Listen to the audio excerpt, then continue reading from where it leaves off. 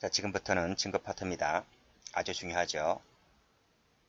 자, 먼저 증거법 1번을 봅니다. 자, 증거의 의가 나와 있어요. 자, 동그라미 2번을 보면 증거는 증거 방법과 증거 자료 두 가지 의미를 포함한다. 이랬습니다. 자, 밑에 보시면 증거 방법이 나와 있고 자료가 나와 있습니다. 이 증거 방법을 조사해서 얻어진 것을 우리가 자료라고 합니다. 자, 그러면 먼저 증거 방법의 내용을 보죠. 자, 증인, 그리고 감정인, 증거물, 증거 서류, 증거물인 서면, 상해 진단서, 공판조서, 피고인, 피고인의 신체, 이런 것들 제가 지금 미적었죠? 이런 것들은 증거 방법이라 합니다. 자, 이 증거 방법을 통해서 얻어진 것이 자료라 그랬어요. 자, 그래서 증인을 통해서 얻어진 것이 이 증언 나오죠. 그리고 감정인을 통해서 얻어진 것이 이 감정 결과 나오고요. 그리고 이 증거물을 통해서 얻어진 것이 성질이라든지 형상이 나오겠지. 그 다음 증거 서류를 통해서 얻어진 것이 의미 내용이 나올 것이고요. 피고인을 통해서 얻어진 것이 자백 등이 나올 겁니다. 이런 것들은 증거 자료라고 해요. 됐고, 자, 그 다음 증거 종류를 봅니다. 자, 직접 증거가 있고 간접 증거가 있는데, 직접 증거는 요증 사실, 즉 증명을 요하는 사실을 직접적으로 증명하는 증거를 말합니다. 그 예로서 나오는 것들이 자백, 그리고 증인의 증언, 이런 것들은 직접 증거에 해당되고요. 간접 증거는 이 간접적으로 증명하는 증거를 말하는데 정황 증거라고도 부릅니다. 자, 그 예를 볼게요. 자, 범죄 현장에서 채취된 피고인의 지문, 이 지문 좀 알아주세요. 지문, 그리고 혈흔. 그 다음 상해 사건에 있어서 피고인의 피해자의 이 진단서, 이런 것들은 간접 증거라고 합니다. 자, 됐죠? 양자의 관계를 보게 되면 동그라미 1번 봐두시고 동그라미 3번 가볼게요. 자, 우리 현행법은요, 이 자유심증주의를 채택하고 있는데, 따라서 간접 증거와 직접 증거에 있어서의 증명력의 우열은 없습니다. 그래서 법관이 간접 증거를 채택할지 아니면 직접 증거를 채택할지는 법관의 재량사항입니다. 그렇기 때문에 이 양자의 우열은 없다. 증명력에 있어서 그렇게 봐두시면 되겠고요. 자, 판례 봅니다. 자, 시험은 판례가 나오죠. 자, 유죄의 심증이 직접 증거에 의해서만 형성되는 것이 아니고 간접 증거에 의해서도 형성될 수가 있다. 그렇죠? 뭘 채택할지는 법관의 자유심증주의다. 하는 것입니다. 자, 밑에 판례도 여기 간접 증거 나오죠? 간접 증거가 개별적으로는 완전한 증명력을 갖추지 못한다 할지라도 종합적 증명력이 있다고 판단된다면 이 간접 증거도 범죄 사실을 증명할 수 있는 증명력이 인정될 수 있다. 이런 취지입니다. 살인죄와 같이 아주 법정이 무거운 죄를 할지라도 이 간접 증거, 그렇죠? 간접 증거만으로도 유죄를 인정할 수 있고요. 또 피해자의 시체가 발견되지 않았다 할지라도 이 간접 증거를 통해서 공소 사실을 인정할 수 있다. 이 얘기입니다. 자, 다음. 자, 밑에도 보면 이 간접 증거 나오죠? 간접 증거. 간접 증거에 있어서 간접 사실을 인정할 때는 합리적 의심이 허용되지 않을 정도여야 한다. 인 것이고, 그리고 간접 사실 사이에 모순 저촉이 없어야 하고, 그 간접 사실이 논리와 경험칙, 과학 법칙에 의해서 뒷받침될 때, 이 간접 증거도 증명력을 갖는다. 이 뜻입니다. 자, 됐죠?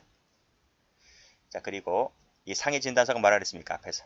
상해 진단서는 앞에서 땡땡 간접 증거가 된다 그랬습니다. 따라서 간접 증거가 되기 때문에 거기에 기재된 상해가, 즉 상해 진단서에 기재된 상해가 곧 피고인의 범죄 행위로 인하여 발생한 것이라는 사실을 직접 증명하기에는 당연히 부족하겠죠. 그 말은 무슨 말이에요? 직접 증거가 아니란 말입니다. 직접 증거가 아니기 때문에 간접 증거라는 겁니다. 간접 증거. 그런 얘기를 하고 있는 거고요. 자, 다음.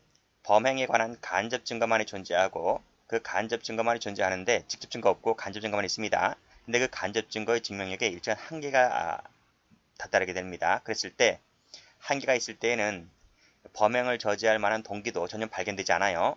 전혀 되지 않아요. 그랬을 때는 그 간접 증거의 증명력은 그만큼 떨어진다라고 평가할 수가 있겠죠. 그런 내용입니다. 자, 이 판례는 12년도 간부시험에 한번 나온 적이 있네요. 자, 이렇게 여기까지 해서 간접 증거 많은 판례가 있는데 각각 전부 다 출제가 된 적이 있습니다. 자, 됐고. 자, 인적 증거, 물적 증거 가볼게요. 자, 인적 증거라고 하는 것은 자, 인적할 때 인, 증거할 때 증해서 인증이라 부릅니다. 그리고 물적 증거는 물적할 때 물, 증거할 때 증해서 물증이라고도 합니다. 자, 인적 증거. 자, 인증은 사람의 진술 내용이 증거가 되는 것을 말하고 그 예로서 나오는 것이 증언, 감정인의 감정, 피고인의 진술 이런 것들이 인적 증거의 예가 되고요. 자, 물적 증거 예라고 하는 것은 흉기라든지 그렇죠? 작물이라든지 위조문서라든지 무고장이라든지 이런 것들이 인적 증거, 물적 증거 이해가 될 수가 있어요. 서증이라고 하는 것은 무슨 뜻이냐면 한자가 뭐예요? 한자가 이 글서자잖아, 글서자. 그래서 물적 증거 가운데에서 이 서면이 증거가 되는 경우를 서증 이렇게 부릅니다. 이 서증의 경우에는 이 증거 서류가 있고 증거물인 서면이 있는데 증거 서류는 어떤 것이 있는가 하면 증인신문조서, 검증조서가 있고요. 증거물인 서면 같은 경우는 협박문서, 위조문서 이런 것들이 그 예로 들 수가 있습니다. 이렇게 개념적인 해두세요. 이 자체가 시험에 나오는 건 아니지만 이런 것들을 체득해야지 나중에 판례 공부할 때 용어 정리를 쉽게 이해해서 판례를 쉽게 이해할 수가 있는 겁니다. 자, 본증과 반증을 볼게요. 자, 본증이라고 하는 것은 이 거증 책임, 즉 입증 책임을 지는 당사자가 제출하는 증거를 본증이라 하고요. 반증이라고 하는 것은 이 반대 당사자가 제출하는 증거를 반증이라고 합니다. 우리 거증 책임 같은 경우는 원칙으로 검사에게 있잖아요. 그렇죠? 원칙으로 검사에게 있기 때문에 검사가 제출하는 것을 본증, 그리고 피고인이 제출하는 것을 반증, 보통 이렇게 부릅니다. 그렇지만 검사에게 입증 책임이 부인되는 게 있잖아요. 그렇죠? 검사가 아닌 피고인에게 입증 책임이 전환되는 경우가 있습니다. 그것이 이제 두 가지가 나올 텐데 그건 잠시 이따 볼 거고요. 만약 피고인에게 입증 책임이 전환될 때는 그 피고인이 제출하는 것이 본증, 반대로 검사가 제출하는 것이 반증 이렇게 됩니다. 자, 됐죠? 자, 다음 진술 증거, 비진술 증거를 봅니다. 진술 증거라고 하는 것은 사람의 진술이 증거가 되는 것을 진술 증거라고 해요. 이 진술 증거에는 전문 법칙이 적용됩니다. 그리고 비진술 증거라고 하는 것은 진술 증거 이외의 증거를 말하는데 뭐 흉기나 작물, 뭐 지문 등이 있겠죠. 이 비진술 증거에는 전문 법칙이 적용되지 않아요. 됐어요? 됐고, 그리고 여기 뭐 원본 증거, 전문 증거 나오는데 그냥 보시면 돼요. 자, 됐고, 자, 실질 증거, 뭐 보조 증거도 있는데 그냥 보시면 돼요. 뭐 보조 증거에는 증강 증거, 뭐 탄핵 증거 등이 있는데 그냥 보시면 됩니다. 뭐 시험 나오는 건 아니고요. 자, 다음 페이지 갑니다. 자, 이쪽이 좀 시험 문제 나온 적 있죠. 자, 증거 능력과 증명력을 봅니다. 자, 증거 능력이라 하는 것은 법률상의 자격을 말해요. 자격. 영어로는 admission. 자, 이 증거 능력은 법에 정해져 있습니다. 법에 형식적, 객관적으로 법에 의해서 결정되기 때문에 이 증거 능력의 경우에는 법관의 자유심증이 허용되지가 않습니다. 이거 좀 알아두세요. 자유심증이 허용되지 않는다. 자, 우리 형사법에는요. 사실 인정은 증거에 의한다고 해서 이 증거재판주의를 채택하고 있습니다. 그렇죠? 증거에 의한다 했기 때문에 법관의 자유심증이 적용되지 않는다고요. 자, 증거재판주의를 기본하고 있기 때문에 따라서 자백배제법칙, 위법수집 증거배제법칙은 절대적 제한에 해당되고 이게 무슨 뜻인가 하면 이 자백배제법칙이 뭡니까? 피고인의 자백, 이 자백은 고문 등 의심을 임으로 진술한 것이 아니라고 의심을 할 만한 이유가 있을 때는 유죄의 증거를 하지 못한다는 것이 이 자백배제 법칙이잖아요. 그렇죠? 그렇죠? 그렇기 때문에 여기에는 뭐다? 이거는 무조건 이 자백배제 법칙 같은 경우에는 이 고문 등으로 인해 이 자백이 고문 등으로 인했을 때는 무조건 증거로 못 쓴다는 겁니다. 그리고 위법 수집 증거도 뭐예요? 위법하게 수집된 증거도 역시 배제되는 법칙이라 했기 때문에 이것도 역시 마찬가지로 무조건 증거로 못 쓰는 거예요. 이 두 가지는 그래서 무조건 증거, 예외도 없습니다. 무조건 증거로 못 쓰기 때문에 절대적 제한이란 말을 하고 전문 법칙이라고 하는 것은 원칙적으로는 증거 능력이 없습니다. 전문이라고 하는 것이 누구로부터 전해 들었다는 얘기잖아요. 그렇죠? 누구로부터 전해 들은 것은 증거로 못 쓴다는 것이 원칙이긴 한데 다음에서 배우겠지만 형소법 311조부터 316조까지의 일정한 요건을 구비하게 되면 그것도 증거로 쓸 수 있습니다. 그래서 원래는 안 되지만 예외적으로 된다. 그래서 상대적 제한이라 부릅니다. 그래서 이 증거 능력과 관련되어 있는 것은 어떤 것들이 있다? 증거재판주의, 자백배제법칙, 위법수집증거배제법칙, 전문법칙 이 네 가지가 증거 능력과 관련성이 있다는 것을 알아두셔야 돼요. 그리고 여기에는 자유심증주의가 적용되지가 않습니다. 됐고, 증명력 볼게요. 자, 증명력이라고 하는 것은 증거의 실질적 가치를 말합니다. 증거에 증명력을 얼마를 부여할까 합니다. 뭐 0%를 부여할 수 있고, 뭐 10%, 30%, 50%, 100% 얼마를 부여할 것인가는 법관의 재량상이죠. 재량상이다. 그래서 법관의 자유심증주의에 맡겨져 있는 겁니다. 자, 관련 법칙. 증거의 증명력. 이 증거에 얼마만큼의 증명력을 부여할까의 문제는 법관의 자유심증에 맡기겠다. 이거를 자유심증주의라 해요. 그래서 증명력에는 자유심증주의가 적용된다.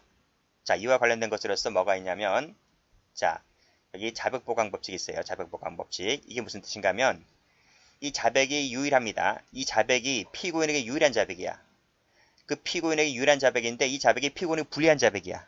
불리한 자백일 때에는, 별도로 다른 증거가 없을 때는 이걸 증거로 못 쓴다는 거예요. 별도로 이 자백을 보강해주는 증거가 나와야 됩니다. 이 보강해주는 증거가 나오지 않을 때는 이 자백은 못 써요. 그거를 자백보강법칙이라 하는 것이고, 공판조서의 증명력 배타적 증명력이라고 하는 것은 공판조서에 게재가 된 것은 무조건 그 조서만 갖고서도 증명력을 인정한다는 겁니다. 따라서 이 자백보강법칙이라든지 공판조서 배타적 증명력이라고 하는 것은 법관의 자유심증주의가 허용되지 않는 거예요. 허용되지 않기 때문에 여기 나와 있는 증명력 판단을 제한하는 예외적인 경우다. 이렇게 부르는 겁니다. 되셨나요? 자, 됐어요. 그래서 이 증명력과 관련되는 것들은 뭐가 있다? 여기 자유심증주의, 그리고 이 자유심증주의가 적용되지 않는 것에는 자백보강법칙, 공판조서의 배타적 증명력이 있다. 이렇게 정리하시면 돼요. 혹시 처음 강의 들으신 분들은 지금 자백배제법칙, 위법수집증거배제법칙, 자백보강법칙, 공판조서 배타적 증명력이 뒤에 나옵니다. 뒤에 자세히 나오기 때문에 거기까지 숙지하시고 다시 여기 들어와서 공부하시면 이해가 될 것 같아요.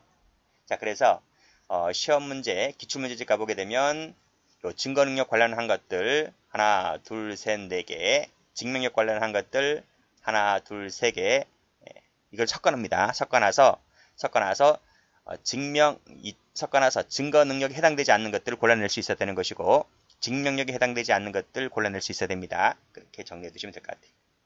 자, 여기까지 합니다.